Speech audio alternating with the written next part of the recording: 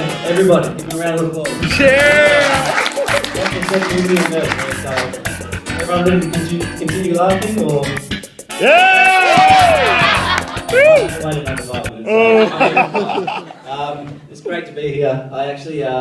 We're here on behalf of Cancer Council New South Wales. So this is my debut and probably my swan song in terms of stand-up comedy. So please bear with me for 5 minutes. You've got Hugh coming up next. He's a great comedian. He's actually been practicing tooth and nail for about a week. He hasn't actually turned up to work for a week.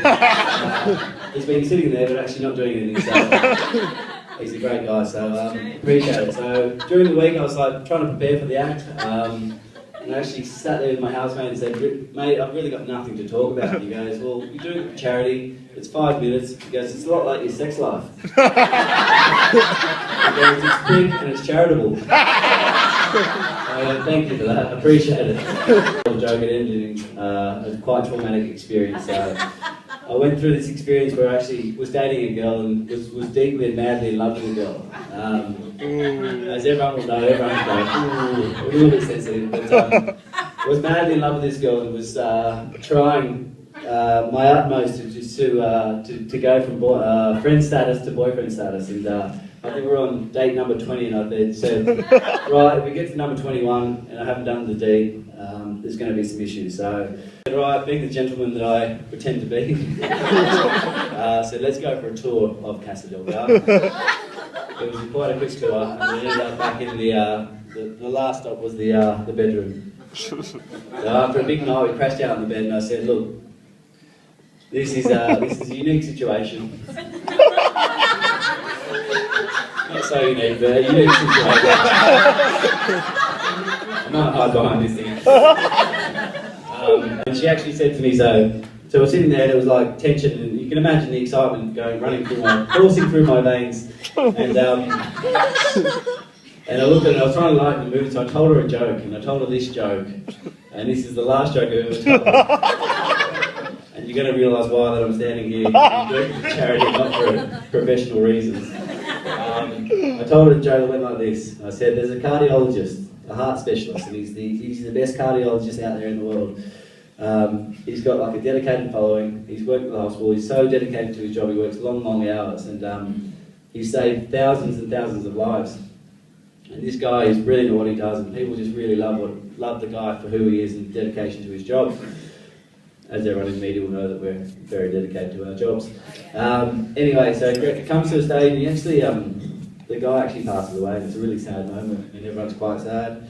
So they have this tribute, which is the funeral, and they have this moment, and all the doctors and all the patients that he saved go to this funeral. And they get there and they go, this is one of the most amazing guys we've ever actually met. So they put on this big swan song for the guy, lovely speeches, there's a white casket out the front, and in tribute to his, saving thousands of lives through his cardiology work, he actually, there's a big heart made of roses behind. And what happens is, after all the priest says his speech and everyone kind of pays tribute to this guy, the heart opens up and the casket just kind of sails off into the distance through this heart and off into the distance. And everyone goes, wow, that's the most emotional thing I've ever seen. So everyone's crying, but there's this one guy at the back. And everyone turns around to the guy and goes, mate, why are you laughing? He goes, I'm sorry. He goes, I'm just imagining my funeral. I'm a gynecologist.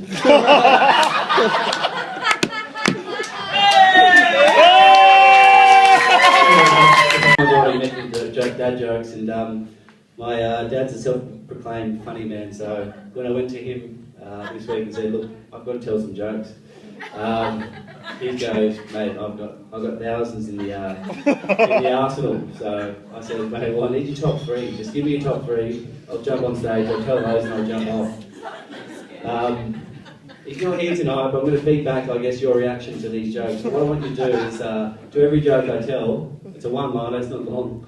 I want you to give me a resounding yes or a resounding boo after the joke. So let's just do a little test. Everyone give me a yeah? Yeah! Everyone give me a boo. Boo! Righto, so I'm going to whip them out and we'll go for it. Take it off! Righto, joke number one. Nice! So the first joke goes, I accidentally swallowed some Scrabble tiles. My next shit could spell disaster.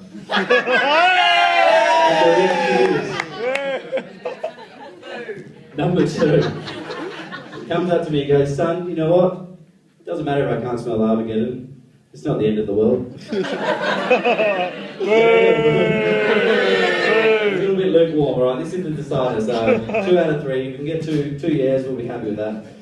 He comes up to me and goes, son, have you heard the new movie coming out called Constipation? I said, no. He goes, yeah, it never came out.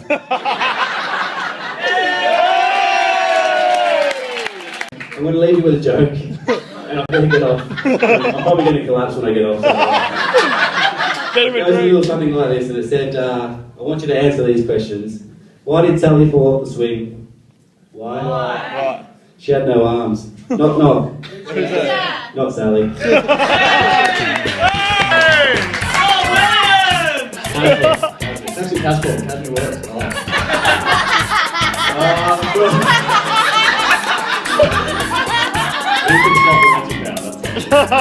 Actually, a shout out to Garth. Thank you. I actually dragged him along to do this as a challenge from mate versus mate. So big shout out to Garth.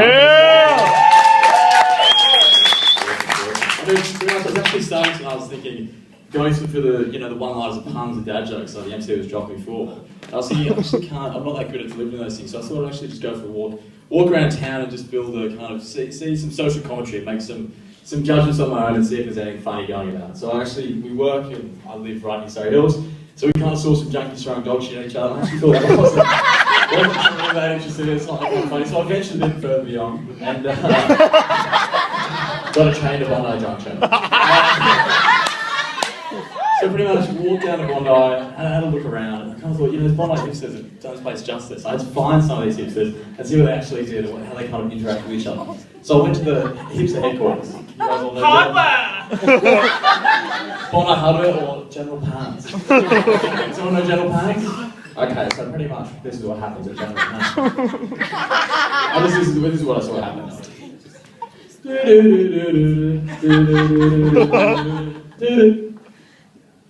Hello? How you going? Yeah, I said, yeah. I'm just out front of General Pants. How you guys going? Yeah, is there a party on tonight? Yeah, sweet, yeah. I just actually picked up the General Pants combo. So it's an Obey hat, brim, singlet that says dope fresh, some boardies and some thongs. Do you reckon I'm going to get that in? Can you check me in? Yeah, check me in. Hashtag that's going to be such a rad party. Hashtag I can't come. Are you serious? Hashtag why not? Okay, whatever. I'll touch you later, bud. Which one I got? The thing is, actually, when I'm looking at the Bondi guys, I pretty much always walking around, I get the shit to them, because you see them, and they love doing Instagram. Who here does Instagram? Does everyone kind of jump on that? So pretty much, you see them taking photos of the most mundane shit. So I saw these guys, I saw mundane shit. You see them, they see a leaf on the ground, and they pretty much think, they're like, that's pretty sick, but they don't really notice it. So they're pretty much, you can imagine them walking past, and all of a sudden they see the leaf, but they kind of acknowledge it and they want to share it with the world. So you can imagine they kind of just storm around. They've just picked up their General Pants. This Obey hat is fucking ruckus. Then all of a sudden they see the leaf, so they kind of go, oh shit. Hang on a second, I've got to clear back. Share. Okay, that's awesome. So you're sending out, everyone's got my picture. So you're sending out, that's kind of thing, I just see them noticing and taking pictures of this stuff and putting it on mine. Absolutely pisses me off. But the best thing is, you can see... Sorry, that's a little thing I was thinking. Anyway, so these guys actually, when you can spot them with the phones, when they're zooming on pictures nowadays, you can actually spot the creeps from a mile away. The thing is, as we all know, you can get the phones, you take the pictures. If you see some pack of guys, let's be honest, I may have been one of these guys. You see them hanging out at a pub, all of a sudden you can spot the creep in the group. Just do this.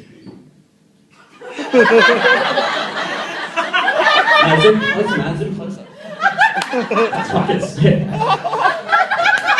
Everyone's done it, everyone's done it.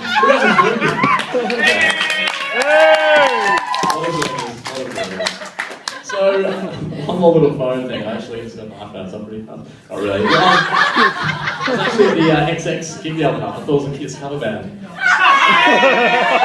had to drop about the dad phone, so I was in the XX gig, and I was standing out with that, and it's kind of this big goon just right in front of me. He's kind of just looking awkwardly, watching the gig. But as the band starts up, I just see him whip out his phone. He's kind of a bit pissed. He's standing at his point. He's kind of looking, he's whipped it out. Then all of a sudden he just starts singing. And he just starts videoing. And we're just standing right. I'm looking at him. No, you're literally at the gig. Why is everyone in the crowd starts filming for about an hour? One guy, this whole gig is just standing. Just kind of like that, you know? You just kind of think, what's the point of buying these tickets? But every person who was there, so I whipped out and started doing it. Showed my leaf and everything. But my last little qualm is actually when I was hanging out one night, it was my last day, so I thought I'd sit down and get a 3/4 laugh, I get on Louis, but I